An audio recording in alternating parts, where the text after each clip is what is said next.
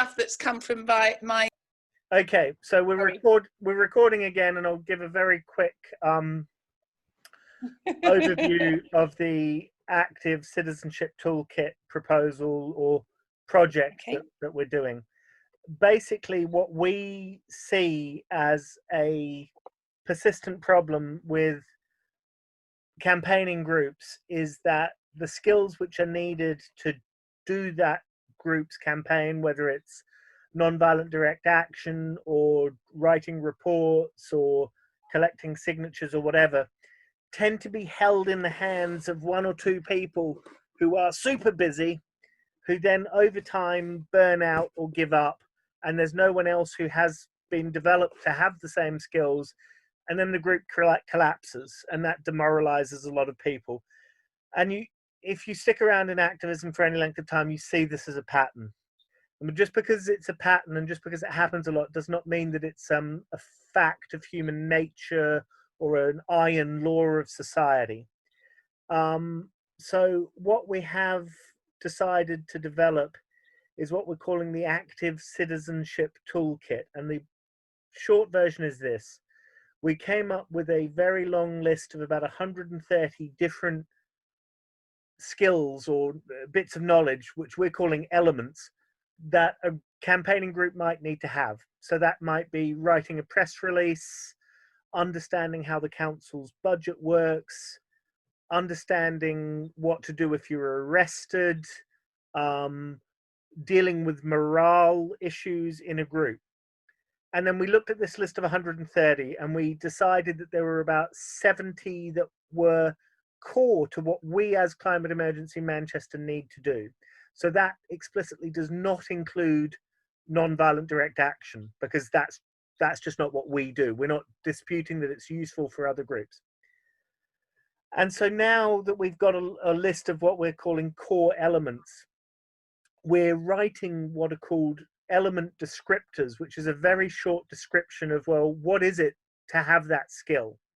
And what would happen if your group didn't have that skill?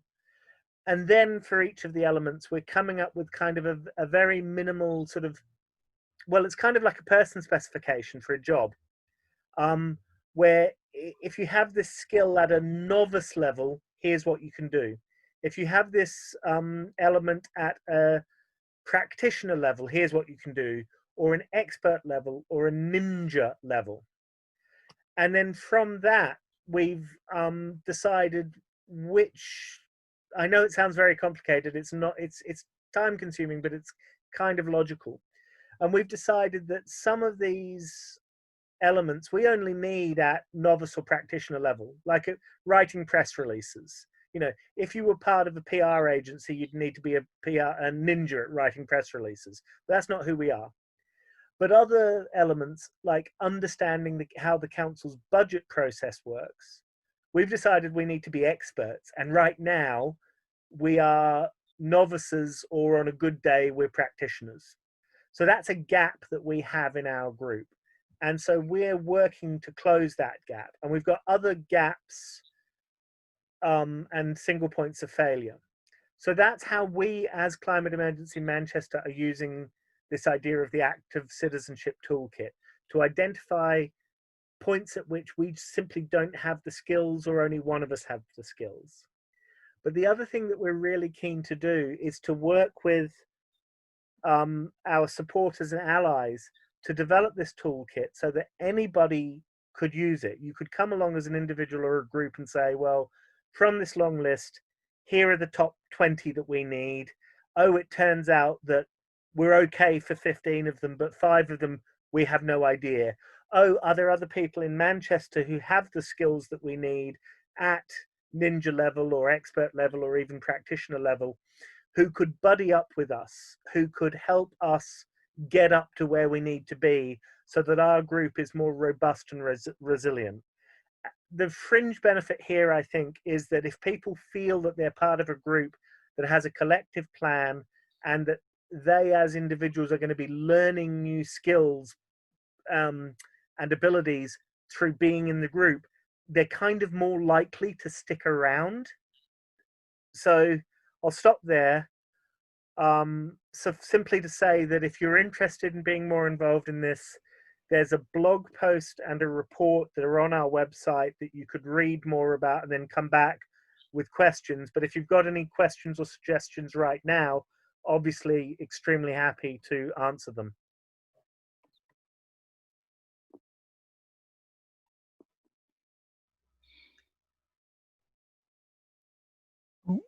That was pretty much simultaneously. Alison's unmuted at the moment, so maybe we'll go with you first. Anyway, so basically, you're looking. Are you looking for two things: other people to join the group, and other people to outside the group to help the group develop those skills? Are you looking to grow the group, or sort of upskill members, people who are already members? So we have a model where we've got a core group of 5 people at the minute and lots of supporters who work with us on a case-by-case basis. And we're looking for new members, but not urgently, desperately. And the people who we're going to ask to join the core group are people who we've worked with for a while on various projects. What we're looking for with the Active Citizenship Toolkit is people who are willing to maybe write some of these descriptions for the elements and the levels, or to develop materials which would help individuals or groups to develop their skills. But we're also keen to, Chloe used the term guinea pigs earlier, and that's true of this as well. We're looking for groups that have a decision that they too want to develop their collective skills as a group, who we could work with to collaboratively figure out which bits of the Active Citizenship Toolkit do and do not work for them. So we would do a sit down and do an audit or a discussion with the group so they could figure out what skills they think they needed. Then we can show them how to audit those skills, find the absolute gaps and the single points of failure. I'm conscious that I'm using some jargon. So my short answer is we're not looking for people to join CEM as sort of full-time members of the core group, but we are looking for people who want to test out this toolkit and hone it and develop it and extend it and expand it. And you had a question, I think, as well, or point. Oh, well, just to say, yes, I do. I think that's great, actually. I mean, in our little climate emergency group, which is actually called 1.5 degrees, as it happens, we have 5 levels, 1 to 5, rather than you've got 4. And there are 2 categories. So there's 1 to 5 in knowledge and 1 to 5 in confidence stroke experience. And it's very interesting. People self-rate, they say, I think I'm such and such in knowledge, but I'm not terribly experienced, so I say I might be 4 in knowledge and 1 in experience. And those have been really, really useful as a way of giving us a sense of where we all sit, and therefore who can do the different sorts of things with most ability. And it's kind of, I mean, I think what you're talking about is very similar to that, although because I haven't read it yet, I'm not quite sure how it works. And there's obviously an awful lot more skills that you've got than we've been using. But I just think the more people work to their strengths and put a little bit of time into learning a new thing, the more, you're right, I think that's what keeps people engaged and feeling that they're being both useful and it's instructing them more. I'd be very keen to be part of helping do I think, and it'd be really good if you and I could sit down and compare notes on what you've asked people to assess themselves on, because I'm sure there's some overlap with what we've done. Hopefully not too much overlap, so that we can benefit. Well, no, I think in our little core group, the overlap possibly is quite significant. But the reason we've done this is because what we need to be able to do is, well, when we're allowed to, of course, is go from do a whole street and actually manage to get from everybody who lives on the street whereabouts they're up to, so that that street can function a bit more effectively in terms of developing their response to climate change and their cutting of carbon emissions and all the rest of it. I mean, we've got a little thing that we've been doing the last 3 days where every single car that is parked outside Platt Fields, there's a little sign when they come back saying, did you have to come here by car? Could you not have walked or biked? That's all it says, and people can throw it on the floor. Lots of them are thrown on. But I kind of feel if they get that, they're going to go home, and as they drive home, they'll think, actually, I probably could have walked. You know, and lots of people, it won't do anything. But that's an example of something very simple that somebody came up with who hadn't got a lot of confidence, but actually thought this is a really good way to go. So we did it. See what I mean? Whereas if she had had to go and knock on a door and talk to somebody and try and persuade them, they would have not gone anywhere near it. Sure. Cool. Is that the kind of thing you're talking about? I mean, with what we're talking about is, yeah, being able to talk to people, deal with potential conflicts, or explaining basic facts, maintaining morale. There's a long list, and have a look, Anne.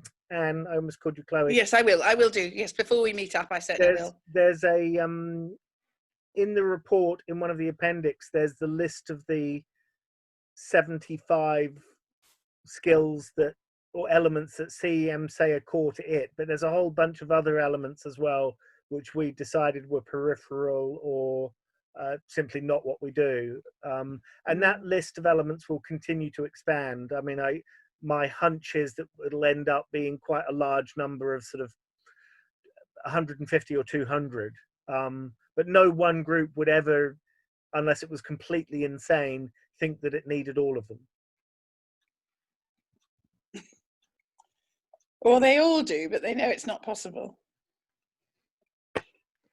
Okay. Chloe, I think you had your hand up a while ago now. I think we've kind of covered it now, but it was just to say to Alison's question that the testing it out, the people that do that don't have to have any kind of label.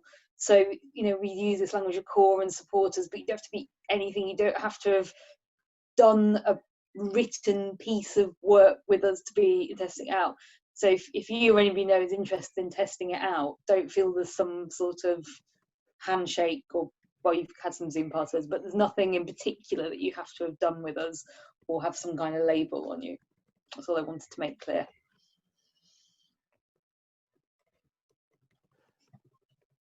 No, thanks, Mark. Are there any other points to this citizen toolkit? Just go ahead, Alison. Just saying that I'd be interested in, you know, I do membership for the Green Party. I'd be interested in looking at it, and yeah. Excellent. I propose then that either myself or myself plus Chloe has side conversations with Anne and Alison about this. Chloe tested out this with a students group a million years ago, just before the lockdown started, and it went well, and I've done versions of it with other groups, and it's quite intuitive. We've never had people going, I don't understand why we're doing this. After a minute or two, they go, oh yeah, no, I see. So great. The action then is that I'll set up meetings with Anne and with Alison separately, and Chloe, if you can come, then great. Thank you. No, thanks, Mark. The next point is an open discussion for anything else. I think this is more of an AOB, isn't it? Or that we have. So, yeah, is there any other issues we want to raise? I know we touched on Deansgate pedestrianisation, which is good as a start, and hopefully, you know, it is rolled out towards the whole street itself. But you know, within the city centre, how much more can be done rather than necessarily just using it as a fire break? Or Mark, you may have to explain the term tar baby. I'm not entirely familiar with that one. You're currently on mute, so I can't hear you. a tar baby is a small doll, therefore baby, made out of tar, and so when you hit it, your hand sticks to it, and you get frustrated. You go, damn, and you hit it again, and then your other hand is caught, and then you kick it, and before you know it, this thing that you thought was quite small and could be dealt with through a quick act of violence has you completely entangled and stuck. Is it Brer Rabbit? Tar baby, he say nothing. Brer Rabbit, he lay low. Oh, so it is. I think Enid Blyton stole it. We would now call it cultural appropriation. Exactly. From American South. Yeah. So that's a tar baby. Is something that beware for that reason. Yeah. So, are there any other sort of issues that anyone wants to discuss? I'd just like to say a little bit about that. That actually, it's important that we don't think or don't let the council end up thinking that the Deansgate is the be all and end all of everything. Having said that, it was Extinction Rebellion that managed to get this as closely on the agenda as it is, and the reason why is because they started doing so. I mean, it's just, I think, quite an interesting point about how activism works. You know, this group did something. Thousands and thousands of families came into town over that weekend and absolutely loved it. They'd never have done the organisation. They'd never have really understood quite what was happening until they were there. But I mean, being there for all of the 3 days, and I did a little bit of a kind of learning thing. So they actually had classes going, you know, they were teaching people things, sitting on the straw bales in the tents and stuff like that as well. So there was an amazing opportunity for people to contribute as well as just wander around and think it was a bit like sightseeing. And the conversations that I listened to were all about, this is the start, this is the first, which is the next one, where are we going after this? And I just think we have to really appreciate that and say, congratulations, Manchester City Council, this is the start, you know, but it is only the start, and you absolutely are going to be pushed like crazy to move further on. Chair, will you shut me up if I go on for too long? Well, I think firstly I'm going to shut you up before because Chloe had her hand up. I got in there. And I was going to make this point earlier, but you were making good points, so I didn't. But it's a nice one to wrap up on, is that I think we should say, so for this meeting, May the 27th? Is that the date today? May. Anyway, our May meeting, what we are kind of putting on the record is that the good actions are that Manchester City Council have pedestrianised Deansgate. If we meet again in a month, that list should include something else, and it should include something else the month afterwards. If we're in October and we're saying what were the good things that they did in response to the pandemic, and we're still saying, oh, that little bit of Deansgate, you know. So just to kind of, we should be adding each month to that list, because you're absolutely right, Anne, that it could become the only thing, and it's an easy thing for people to get his head around, and our job is to help explain what the lot more boring and other complicated things but really beneficial are as well. Can I also say, I also think it's actually quite interesting to think about, why did the council go with this? Was it because they actually felt that because Pat Carney was really against it and kept saying, oh, the traders hate it and it's going to be a real disaster and blah, blah, blah. And the traders themselves all tweeted, no, we think this is fantastic. We love it. We'd like to have it forever.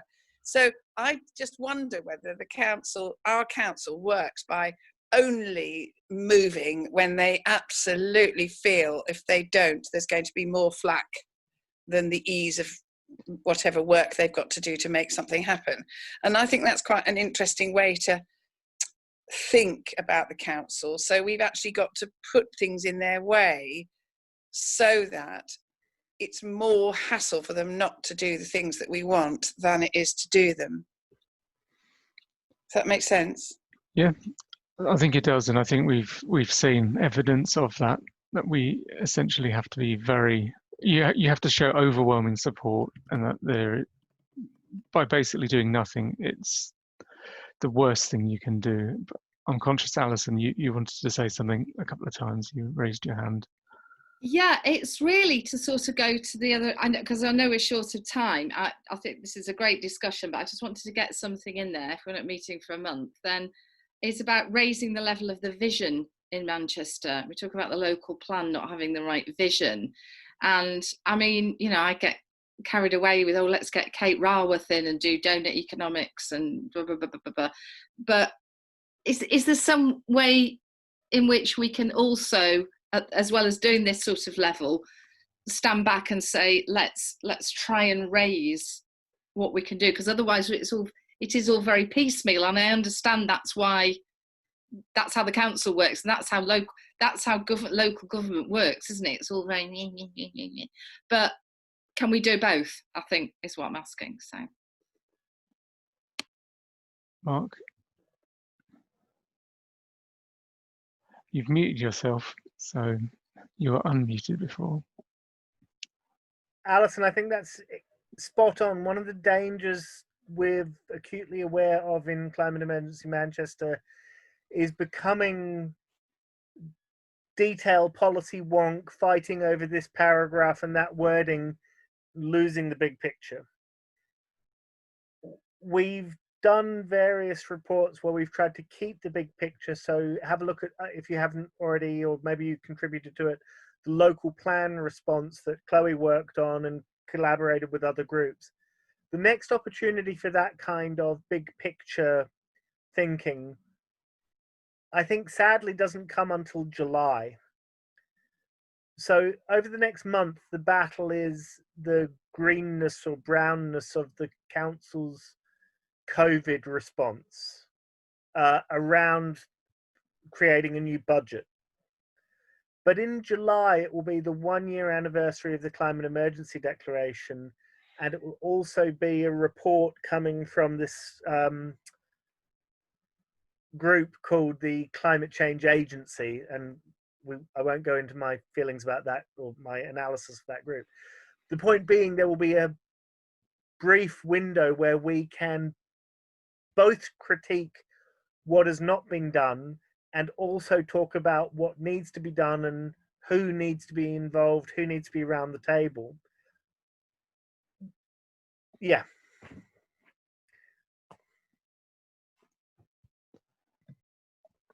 Thanks. And Power, just to let you know, so we're just having more of an open discussion right now.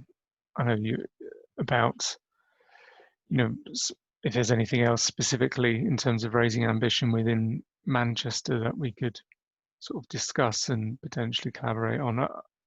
I'm also quite conscious that we should, right now, obviously, as there's more and more people that have come through the coronavirus and who are recovering from it, that we make sure we tell the council that it's in no way right and have, you know, morally right or actually logical to start increasing air pollution to levels that were illegal before, that will actually hinder people's recovery from coronavirus as well.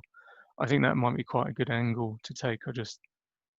So I wonder whether anyone else thinks that as well, in terms of making that messaging so that actually we can say to, when we want to lobby them, it's like, this is not just you know, the long-term climate thing. This is actually going to help people in the short term benefit from recovering from this virus, and potentially others from potentially catching it if it, you know, air quality is as an indicator that makes you more prone to respiratory illnesses and serious respiratory illnesses.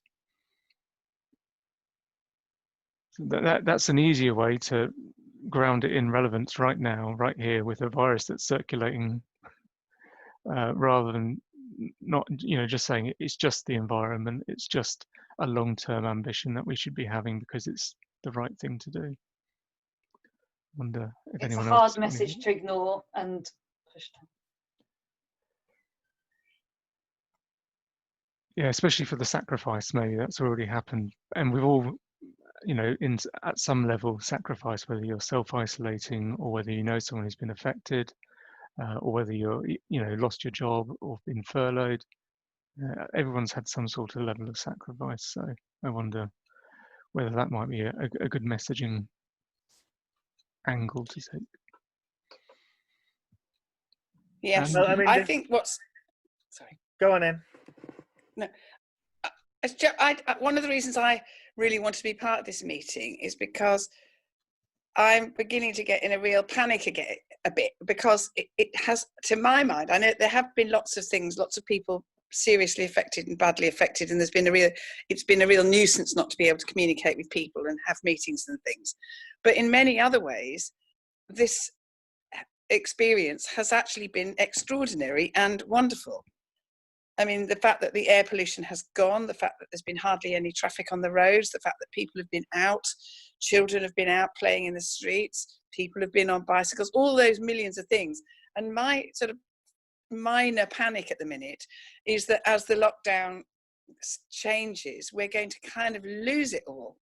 And I suppose I'm quite anxious to see what's the best way we can try and hold on to more of that, for which I totally understand what you're talking about in terms of needing to kind of link coronavirus with this, but rather than link it on a negative way, I'd really like to see whether we could link it in a positive way. So it is actually about cleaner. I mean, lots of people in my neighbourhood actually think the nice weather has come because we're not driving cars around and flying airplanes, which isn't actually true, I don't think.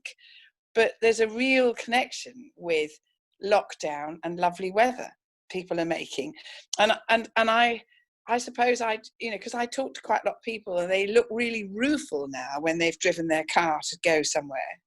They say, oh, I know, I just didn't have time, whereas 3 months ago I couldn't have even asked the question, I don't think. And I just worry, I just sort of feel we need to make sure we make the most of the next month or two before we could just slip completely. I mean, I keep hearing that people are going to start doing, the fossil fuels are all going to start being produced again, and this is going to be done again, and this is, and I, it really scares me, because I just think we've had this incredible opportunity. How can we maximize the good sides of what's happened over the last 3 months, as opposed to just thinking about the bad things? I think we've got to link the positive and the negative. So again, and Power, did you have something to add to that, or are you just agreeing? You're on mute, by the way. You just need to unmute yourself.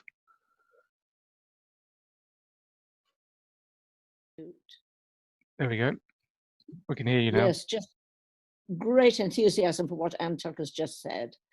Absolutely right. Did you hear that? Yes, we did. Thank you. Yeah, I completely agree. I think it has been a change, and maybe we can notice the good weather when it's here because we're at home. We're not stuck in some air-conditioned office or wherever else.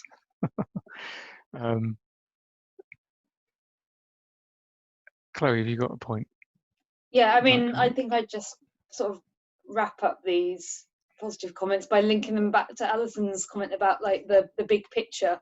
And I think it's these types of thoughts, hopefully not memories, that will keep us focused on the big picture and these kind of other ways of living. And yeah, that kind of July anniversary is the time that we can kind of work out how to make them heard, whilst at other moments there may be particular junctures when we have to kind of go in more detail as well. Yes, Sorry, just back again. I'm involved in a choir, and there's to be a massive sing right across Manchester tomorrow. Everywhere, out on the streets, on your balconies and all that stuff, kind of related to the clapping. But a huge singing of all kinds of people and all kinds of famous people as well, right across Manchester tomorrow night. So it's that kind of spirit I think we'd be marvellous to relate to and maintain and encourage. yeah, thank you. Yeah, I think great. I'm aware of the time, and I know we've gone a little bit over now. So I want to thank everyone for joining. It's been really enlightening. And yeah, hopefully to see you all next month, and hopefully we've got some good positive news to think about in terms of things we're able to retain that actually we've been able to realise.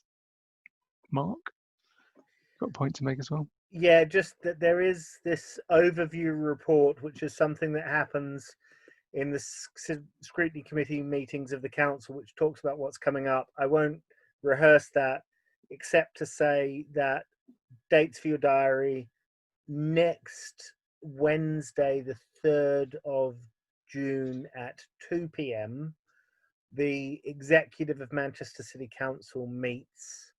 They will largely be discussing papers related to the budget implications of COVID-19, because at the beginning of July, they're going to approve a new budget.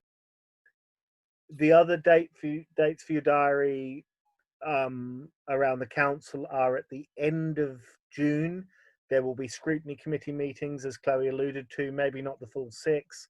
We will hold a meeting like this, probably on Zoom, the Monday night before the first scrutiny committee meeting, to get people up to speed on what's going on. In the meantime, we as Climate Emergency Manchester have a couple of social things coming up. We've got a End of the World book club. The book in question is Lord of the Flies. But all of those details and others you can find in this thing called the overview report, which you can get on the web page, the web post that talked about this meeting. And if you can't find it, ask me and I'll send it you. Thanks, Mark. No, I don't think that's a nice way. I'll go on, Alison. Have you got a question? Is everybody aware of the webcast? That I'm on their mailing list now that tells me which meetings are coming up and where you can get the webcast. I mean, you probably all know about it, but I thought it was worth saying if anybody didn't, because that's a really good way of listening to it, watching it, if you can't make it at 2 o'clock. Yeah, it's a good reminder. Thanks. Yeah. We'll probably have a drinking game at, I don't know if 2 o'clock's too early for a drinking game, but, you know, every time Richard Lee smears campaigners and say that they're carping, or every time that an officer gives a 500-word answer where a 50-word answer would do, or, you know, every time an executive member just basically bootlicks, we'll be quite drunk by 4 o'clock. Yeah. Mark will be, at least. I won't be. Thanks, Mark. I think that's, yeah, we should call this meeting to a close then. Thanks for everyone coming, and enjoy the rest of your evenings. And Hope your choir goes well tomorrow, Anne. Yeah. Thank yeah, you. Well, hopefully the we can choir hear it. is everyone. Join in. Yeah, What are we hopefully singing? What are we singing? Oh, there's a whole lot of songs. I don't know what they are. I've been watching. You pick them up as you go. You just join in. I mean, That's so nice. they'll tell you what to sing. But hang on, is there a site? Is there a website or something? Why don't you talk to Anne about that set? I get Okay. completely lost with this. Thanks very much, everybody.